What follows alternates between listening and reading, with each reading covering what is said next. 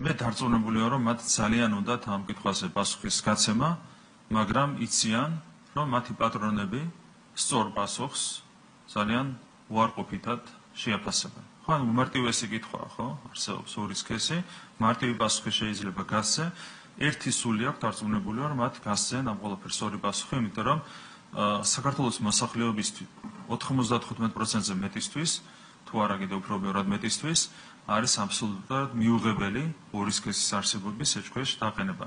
მე დარწმუნებული ვარ ამის გამო, მათ ერთი სული აქვთ გასცენ სათანადო პასუხი ამ შეკითხვას, მაგრამ ვერ ბედავენ, იმიტომ რომ ეშინიათ საკუთარი პატრონების. აქედანაც ჩანს, რომ აბსოლუტურად ეს ადამიანები თავიდან ბოლომდე იმართებიან გარედან, მათ საერთოდ არ აინტერესებთ ქართული ხალხის განწყობა, ქართული ხალხის ინტერესები, ერთადერთი ვისი განწყობა და ინტერესებიც აინტერესებთ, ეს არის მათი უცხოელი პატრონები.